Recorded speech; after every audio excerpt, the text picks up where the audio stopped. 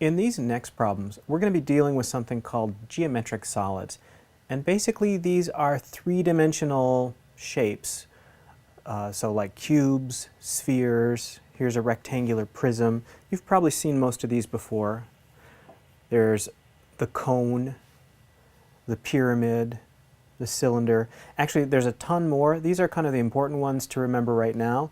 But if this is something that interests you, you could study this topic forever. You could learn about the great cubic cuboctahedron if you were interested in it. And there's many more. But these are the ones we want to look at right now. So let's take a look at a couple of problems. The first one here says a rectangular prism has how many edges? Now a rectangular prism, the diagram that was up there before kind of makes it look like this.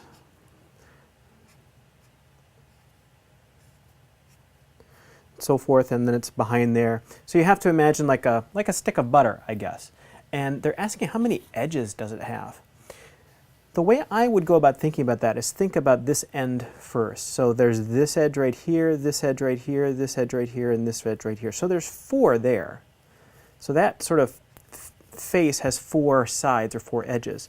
This side that we can't really see is also going to have 4.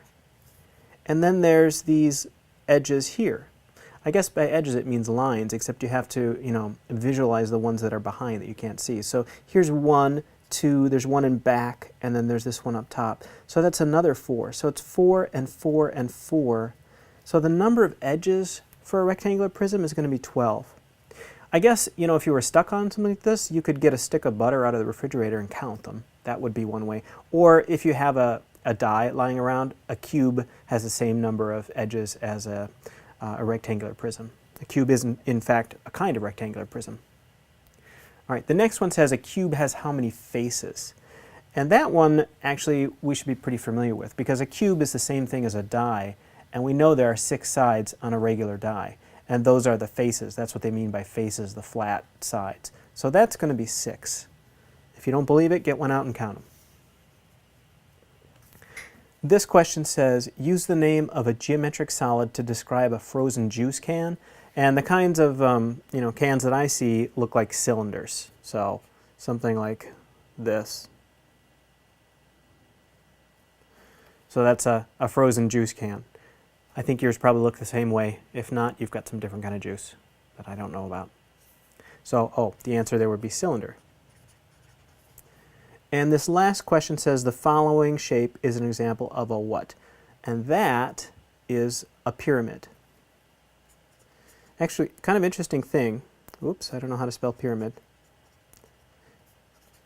Kind of an interesting thing. Over 2,000 years ago, one of those ancient Greek guys came up with a theory that everything was made up of tiny little bits, sort of like atoms, except he thought the tiny little bits were these kinds of geometric solids. And at the time, they thought there were only 4 elements: earth, water, air, and fire. Maybe you've heard that theory before. And he thought that earth was made up of cubes all stacked together, and that's why it's so clumpy and earthy. And water was made up of these many-sided figures that were almost like spheres, and that's why it was smooth and flowed over itself.